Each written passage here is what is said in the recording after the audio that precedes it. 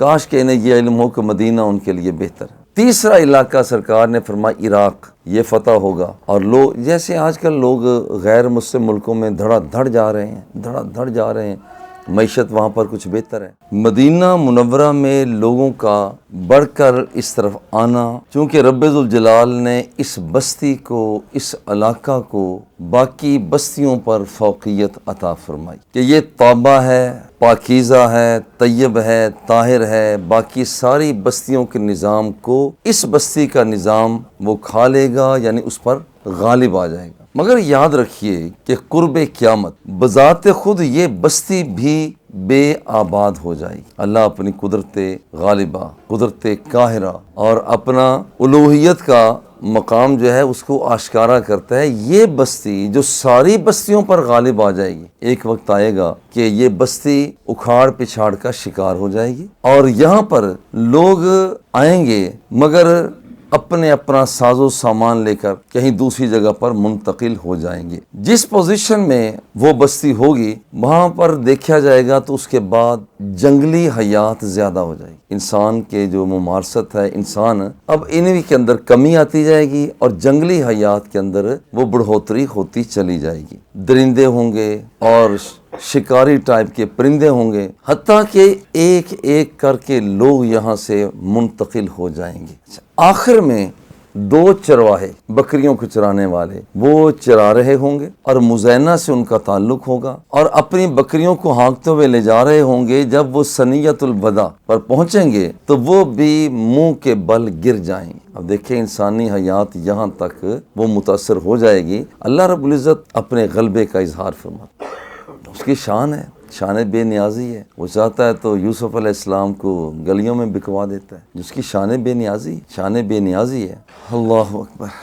تو اب یہاں پر پہلی بات تو یہ ہے کہ یہاں پر بالکل مدینہ منورہ بے آباد ہو جائے گی۔ جنگلی حیات، وہاں پر طیور یعنی پرندے، وہ وحشی جانور ہر طرف پھر رہے ہوں گے۔ بالآخر جو دو چرواہے ہوں گے وہ بھی دم توڑ دیں گے، جس کا مطلب ہوگا اب یہ علاقہ، یہ خطہ بالکل انسانی حیات سے عاری ہو جائے گا۔ نمبر 2، اب اور کیا ہوگا یہاں پر، اور اس سے بھی پتہ یہ چلتا ہے کہ یہ ہے حضور علیہ الصلوۃ والتسلیم کی ذات کو رب کا دیا ہوا علم غیب، یعنی جو بات بطور خاص ہے، یہ رب ذوالجلال کا دیا ہوا یہ علم غیب ہے کہ جس پر اپنے نبی کو آگاہ کیا، اور حضور علیہ الصلوۃ والتسلیم آنے والے زمانے کی خبریں عطا فرما رہے ہیں۔ اچھا، حضرت زہیر یہ فرماتے ہیں کہ حضور نے ارشاد فرمایا کہ مدینہ منورہ کے ارد گرد کے علاقے یہ مفتوح ہوں گے، لوگ اپنے پیاروں کو، ان پیاروں کو نکال کر سواریوں پہ بٹھا کے ان علاقوں کی طرف لے جائیں گے۔ مدینہ خالی کیسے ہوگا؟ کہتے ہیں یمن فتح ہوگا، لوگ آئیں گے، اپنی سواریوں کو ہانکیں گے اور یہاں پر اپنے پیاروں کو، اپنے پیاروں کے نوکروں کو، خادموں کو بٹھائیں گے اور یمن میں لے کر جا رہے ہوں۔ حضور فرماتے ہیں کہ دیکھو والمدینۃ خیر لہم لو کانوا یعلمون، کاش کہ انہیں یہ معلوم ہو کہ مدینہ تو ان کے لیے بہتر ہے اور وہ یمن میں جا رہے ہیں۔ انہیں اس بات کا ادراک ہی نہیں ہوگا، وہ لوگ بس اٹھیں گے اور اپنے پیاروں کو لے کر چلے جائیں۔ ادھر سے شام فتح ہو جائے گا، جس کا مطلب ہے کہ یہ ریاستیں اس وقت غیر مسلموں کے قبضے میں ہوں گی جو فتح ہوں گی۔ ادھر سے شام فتح ہو جائے گا۔ اب لوگ کیا کریں گے؟ شام کی معیشت بڑی زبردست ہوگی، لوگ جلدی سے آئیں گے، اپنے پیاروں کو سواریوں پر بٹھائیں گے، پیاروں کے پیاروں کو، نوکروں چاکروں کو سواریوں پر بٹھائیں گے اور لے کر شام کی طرف چلے جائیں۔ پھر حضور فرماتے ہیں کہ کاش کہ انہیں پتہ ہو، والمدینۃ خیر لہم لو کانوا یعلمون، کاش کہ انہیں یہ علم ہو کہ مدینہ ان کے لیے بہتر ہے۔ تیسرا علاقہ سرکار نے فرمایا عراق، یہ فتح ہوگا، اور لوگ جیسے آج کل لوگ غیر مسلم ملکوں میں دھڑا دھڑ جا رہے ہیں، معیشت وہاں پر کچھ بہتر ہے تو وہاں پر سمجھتے ہیں کہ کچھ نہ کچھ یہاں پر ہو۔ اب یہاں پر لوگ عراق میں لے جائیں گے، یمن، شام، عراق، لوگ یہاں دھڑا دھڑ اپنے پیاروں کو لے کر چلے جائیں گے۔ پھر حضور فرماتے ہیں والمدینۃ خیر لہم، لو کانو یعلم، کاش کہ انہیں یہ پتہ ہوتا کہ مدینہ پھر بھی ان کے لیے بہتر، کیونکہ صرف معیشت ہی کافی نہیں ہوتی، یہ بات ذہن میں رکھیں کہ پیسے بہت زیادہ ہو جائیں۔ اسلام صرف معیشت کے استحکام کا ہی خوگر نہیں ہے کہ معیشت تو یہاں تک ہو جائے اور انسانیت تنزلی میں چلی جائے، نا، اسلام اصل میں معیشت کو بھی بڑھاتا ہے اور انسانیت کو بھی پروموٹ کرتا ہے۔ ایک طرف بندے کے پاس اربوں روپے ہوں، اربوں ڈالر ہوں اور وہ اخلاقیات میں فل فقیر ہو، اسلام ایسی معیشت کو صرف معیشت کی وجہ سے اوپر نہیں لے جاتا کہ بس معاشیات بہتر ہو جائے، نہ، معیشت کی طرف اسلام توجہ دیتا ہے، اخلاقیات، روحانی اقدار اور جسمانی نشو و نما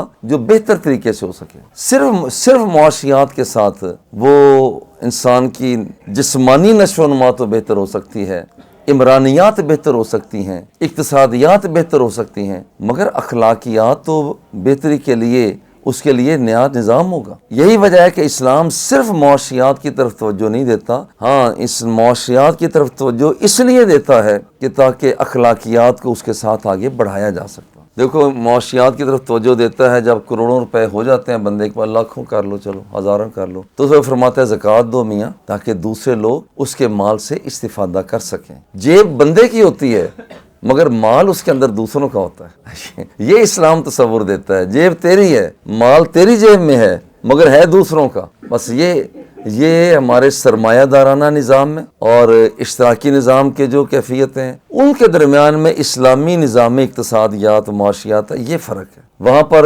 اشتراکیت میں کیا ہو جاتا ہے، وہاں پر وہ سارے کے سارے کمائی کا اعلی کار بن جاتے ہیں، سارے کے سارے کمائی کا اعلی کار بن جاتے ہیں اور وہ سارے کے سارے جتنے مفادات ہیں وہ مشترکہ طور پر ہو جاتے ہیں، کسی آدمی کو آدمی مفادات کے آگے بڑھانے کا موقع نہیں ملتا۔ سرمایہ دارانہ نظام میں یہ ہوتا ہے کہ ایک آدمی براجمان ہو جاتا ہے، اس نے کیسے کمایا، کوئی مرتا ہے جیتا، اسے کیا، اس سے سروکار، وہ آگے بڑھ رہا ہے۔ لیکن اسلام کہتا ہے کمائی تو انہیں کرنی ہے مگر سولو فلائٹ پر نہیں جانا، تنہا نہیں جانا، سارے معاشرے کو ساتھ لے کر جانا۔ جیب تیری ہے، پیسے تیرے پاس ہیں، لوگ کہہ رہے ہیں کہ مالک تو ہے مگر یاد رکھ کہ اس کے اندر حصہ دوسروں کا موجود ہے۔